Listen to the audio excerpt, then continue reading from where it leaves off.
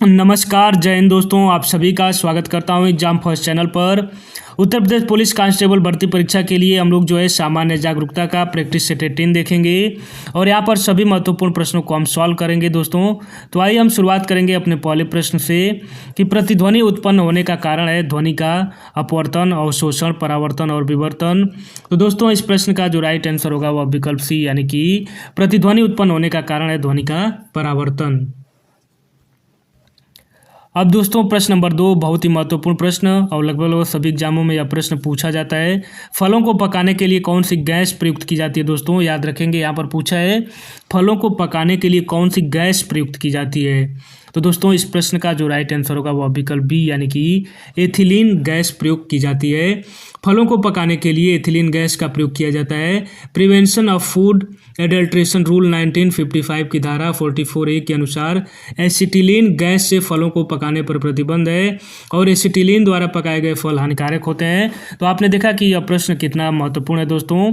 और कई बार आपके दिमाग में आएगा एसिटिलीन पर, एसिटिलीन जो है वह प्रतिबंधित है जबकि उसकी जगह एथिलीन का प्रयोग किया जाता है।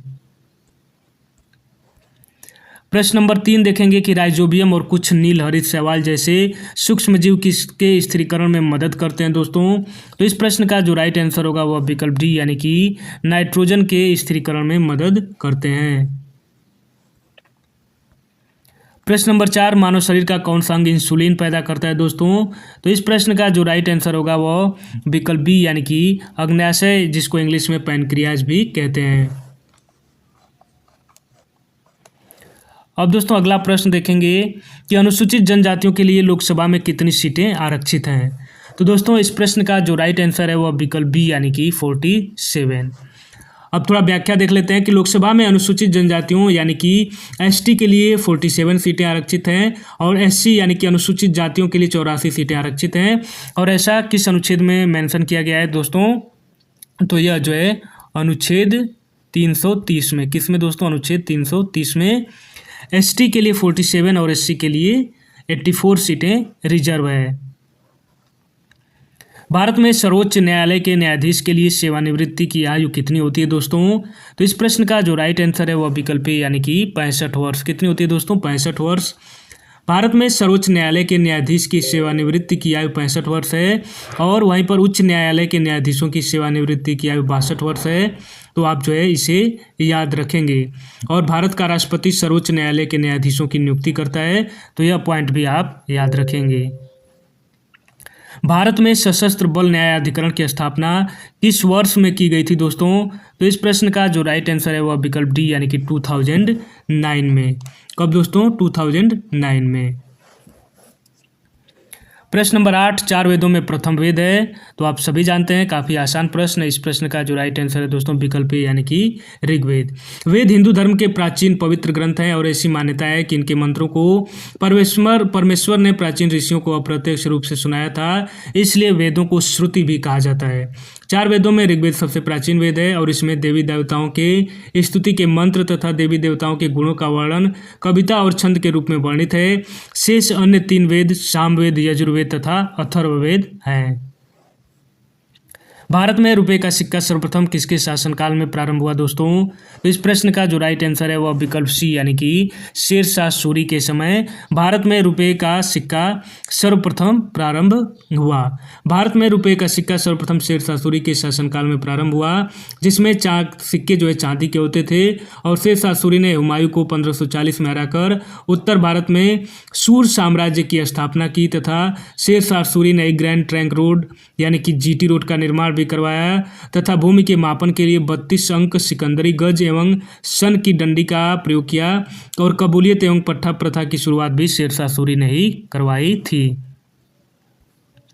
स्वदेशी आंदोलन के दौरान आमार सोनार बांग्ला गीत किसने लिखा था दोस्तों। तो इस प्रश्न का जो राइट आंसर है वह विकल्प सी यानी कि रविंद्रनाथ टैगोर ने। स्वदेशी आंदोलन के दौरान रविंद्रनाथ टैगोर ने आमार सोनार बांग्ला लिखा। इसे बांग्ला भाषा में लिखा गया और यही गीत 1971 में बांग्लादेश का राष्ट्रगान भी बना और यह पहली बार सितंबर 1905 में बंग दर्शन नामक पत्रिका में जो है प्रकाशित हुआ था।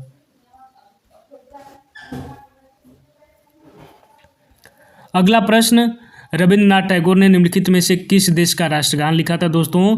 तो अभी हमने पिछले प्रश्न में देखा, तो इस प्रश्न का जो राइट आंसर होगा वह विकल्प डी यानी कि बांग्लादेश का। और क्या है? आमार सोनार बांग्ला। रविंद्रनाथ टैगोर ने अपनी नाइटहुड की उपाधि किसके विरोध में छोड़ दिया था यानी त्याग दिया था दोस्तों? तो इस प्रश्न का जो राइट आंसर है वह विकल्प बी यानी कि जलियांवाला बाग नरसंहार के उन्होंने विरोध में जो है अपनी नाइटहुड की उपाधि उन्होंने त्याग दी थी। रविंद्रनाथ टैगोर ने अपनी नाइटहुड की उपाधि को जलियांवाला बाग नरसंहार के विरोध में छोड़ दिया था। और भारत के महान बांग्ला कवि व दार्शनिक रविंद्रनाथ टैगोर को ब्रिटिश सरकार ने 3 जून 1915 में नाइटहुड या सर की उपाधि से सम्मानित किया था।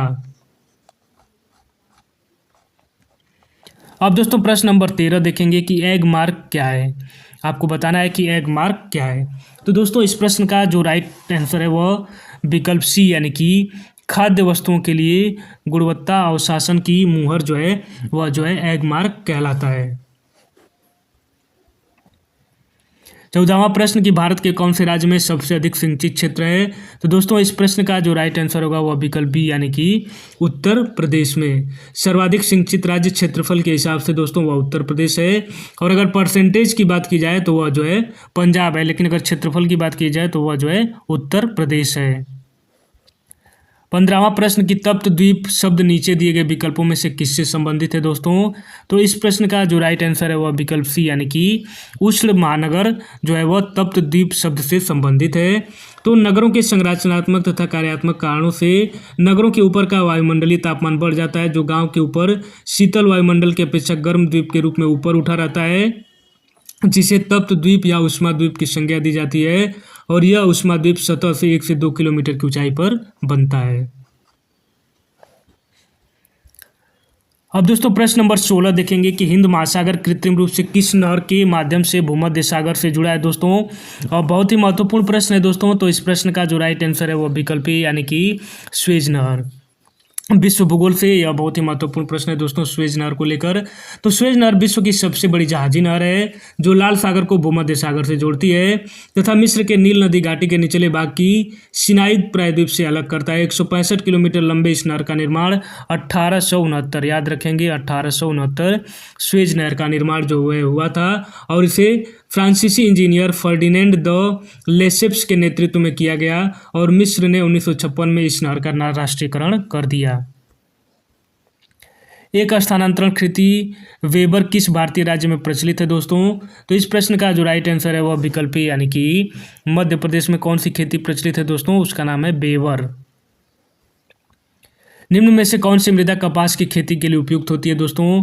तो इस प्रश्न का जो राइट आंसर है वह विकल्प सी काली मिट्टी। और काली मिट्टी का एक और नाम दोस्तों क्या होता है? रेगुर मिट्टी। तो आप इसे याद रखेंगे।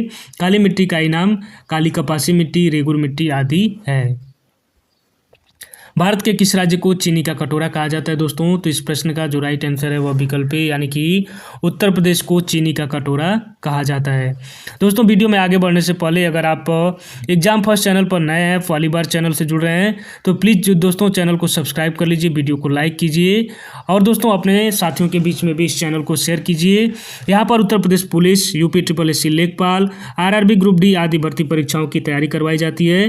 तो आप सभी साथी जो है वह चैनल को सपोर्ट करें, अपने दोस्तों के बीच में शेयर करें। एग्जाम फर्स्ट चैनल का टारगेट यह है कि आपको कम समय में प्रश्नों के माध्यम से ज़्यादा रिवीजन करवाया जाए। प्रश्न नंबर 20 देखेंगे कि उत्तर प्रदेश में सबसे अधिक बोली जाने वाली भाषा हिंदी और निम्नलिखित में से और कौन सी है? तो यहाँ पर बताना है कि उत्तर प्रदेश में हिंदी के बाद दूसरी सबसे ज़्यादा बोली जाने वाली भाषा कौन सी है। तो दोस्तों आप सभी जानते हैं कि उत्तर प्रदेश में जो है हिंदू मुसलमान हैं, तो हिंदुओं के बाद अगर है तो मुसलमान, तो यानी कि उर्दू जो है हिंदी के बाद दूसरी सबसे बड़ी भाषा बोली जाने वाली है। प्रश्न नंबर 21 फिरोजाबाद में 200 वर्षों से भी अधिक समय से कौन से चीज़ों का उत्पादन किया जा रहा है दोस्तों? तो इस प्रश्न का जो राइट आंसर है वह विकल्प बी यानी कि फिरोजाबाद कांच की चूड़ियों के लिए प्रसिद्ध है। प्रसिद्ध सूफी संत शेख सलीम चिश्ती की दरगाह उत्तर प्रदेश के किस शहर में अवस्थित है? तो दोस्तों इस प्रश्न का जो राइट आंसर है वह विकल्प सी यानी कि फतेहपुर सीकरी में। निम्न सांस्कृतिक कार्यक्रमों में से कौन सा एक उत्तर प्रदेश की विशेषता का नहीं है? बिहू, रसिया, कव्वाली, स्वांग। तो दोस्तों इस प्रश्न का जो राइट आंसर है वह विकल्प ए यानी कि बिहू। और बिहू जो है कहाँ का जो है यह लोक कला है दोस्तों, तो यह जो है असम का। प्रश्न नंबर 24 देखेंगे दोस्तों। प्रतिवर्ष जो है किसके द्वारा मानव विकास रिपोर्ट जो है प्रकाशित की जाती है?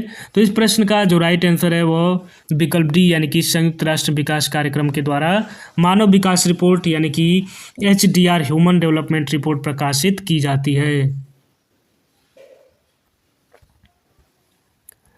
प्रश्न नंबर 25 की संयुक्त राष्ट्र का चार्टर कहाँ बनाया गया दोस्तों? तो इस प्रश्न का जो राइट आंसर है वह विकल्प सी यानी कि सैन फ्रांसिस्को में। कहाँ पर दोस्तों? सैन फ्रांसिस्को में। BD गोयन का पुरस्कार किससे संबंधित है? तो दोस्तों इस प्रश्न का जो राइट आंसर है वह विकल्प डी यानी कि पत्रकारिता से संबंधित है। 27 नंबर देखेंगे कि AK-47 राइफल का आविष्कार किसके द्वारा किया गया दोस्तों?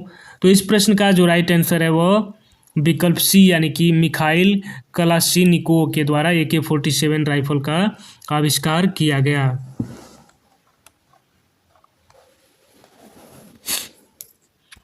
अब दोस्तों अगला प्रश्न कि पशुओं के प्रति क्रूरता रोकथाम अधिनियम को किस वर्ष में अधिनियमित किया गया था? तो इस प्रश्न का जो राइट आंसर होगा दोस्तों वह विकल्प सी यानी कि 1960 में। कब दोस्तों? 1960 में। प्रश्न नंबर 29 की हरित गृह प्रभाव किस गैस की अधिक मात्रा में होने से बढ़ता है? तो दोस्तों इस प्रश्न का जो राइट आंसर होगा वह विकल्प ए यानी कि कार्बन डाइऑक्साइड की अधिक मात्रा में होने से हरित गृह प्रभाव जो है वह बढ़ता है।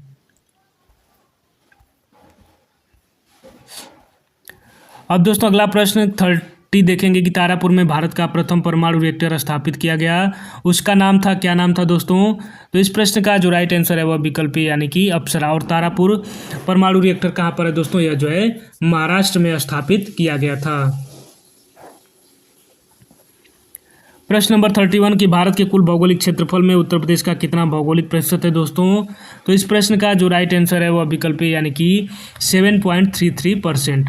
उत्तर प्रदेश का कुल क्षेत्रफल 2,40,928 वर्ग किलोमीटर है और जिसकी सीमा भारत के 8 राज्यों व एक केंद्र शासित प्रदेश यानी कि कुल 9 को स्पर्श करती है।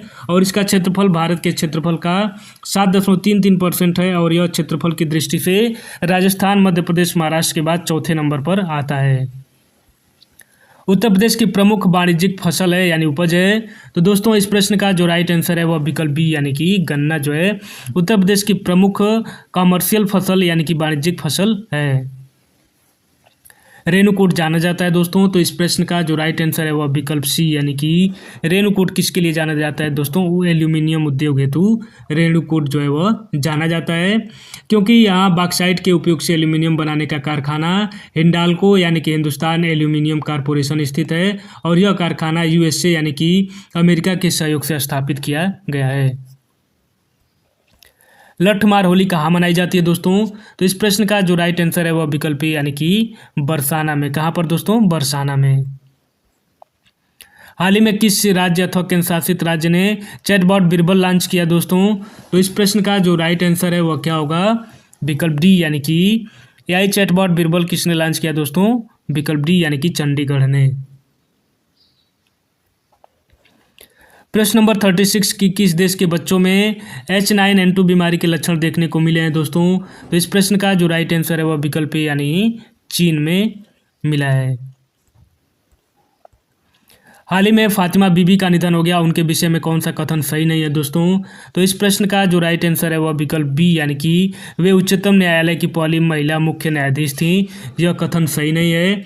मीरा शाही फातिमा बीबी का जन्म केरल में हुआ था। वे उच्चतम न्यायालय की पहली महिला न्यायाधीश न कि मुख्य न्यायाधीश थी और वे तमिलनाडु की राज्यपाल भी रह चुकी हैं। तो दोस्तों यहाँ पर मुख्य न्यायाधीश वो नहीं थी, पहली महिला न्यायाधीश थी। किस देश ने भारत में अपने राजनयिक मिशन को बंद करने की घोषणा की है दोस्तों? तो इस प्रश्न का जो राइट आंसर होगा वह विकल्प यानी कि अफगानिस्तान ने। तो दोस्तों इस तरह से हमने उत्तर प्रदेश पुलिस कांस्टेबल भर्ती परीक्षा के लिए सामान्य जागरूकता का प्रैक्टिस सेट 18 देखा। तो आप सभी दोस्त नीचे जरूर कमेंट करिएगा कि आपने इन प्रश्नों में आपको कितने प्रश्नों के उत्तर जो है वह सही से पता थे। तो दोस्तों आप सभी का बहुत बहुत धन्यवाद, आप सभी का बहुत बहुत नमस्कार।